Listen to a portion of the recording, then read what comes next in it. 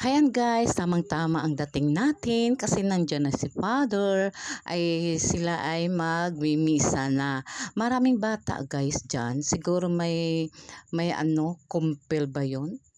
Pagkatapos ng misa guys, ako ay ano ko na yan, pagkatapos ng misa guys, ako ay nadaan din sa may Blessed Sacrament. Ayan, pumasok tayo ay nagdasal na tayo nagmuni-muni muna saglit diyan. Itong hapon guys ay niyakag ako ng mga anak ko magsimba uli kaya nakadalawang simba ako umaga at saka hapon. Ay ngayon ay niyakag ako ng mga anak ko dito sa may Mang Inasal. Kami daw ay kakain ng hapunan. Ay, alam mo guys, ayan, hindi pa kami nakaupo. Ay, kasi maraming tao, ang daming kumain dito sa Mang Inasal. Ayan, hindi pa naimis. Binantayan na namin itong isang lamis.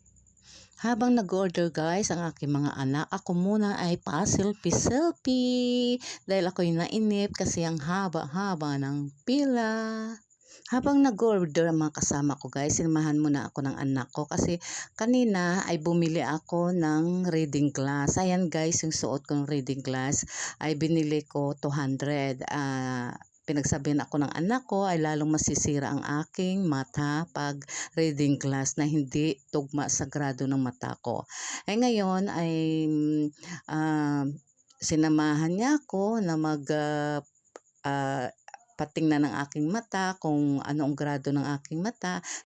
Ayan guys, sinamahan na nila ako para magpatingin sa mata kung ano ang grado ng mata ko para katugma doon sa pag nagpasalamin. Ayan, naglalakad na kami kasi ipa-check up ng anak ko ang aking mata kung anong grado ang dapat sa akin na salamin. 'Di ba guys? Thank you sa aking anak. Kasi kaya pala siguro nasakit-sakit ang aking ulo gawaan ng ang grado ng mata ko ay mataas na. Parang baka 150 na. Ayan guys, napunta na kami diyan. Yan, papasok na kami diyan sa may anuhan ng salamin sa mata.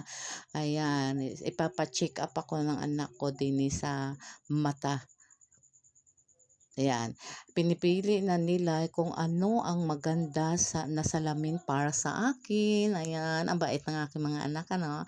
Ayan, oh, yung dalawa kong babaeng anak. Ayan, ay pinipili nila kung anong bagay sa akin. Ayan, kasi nagpasalamin na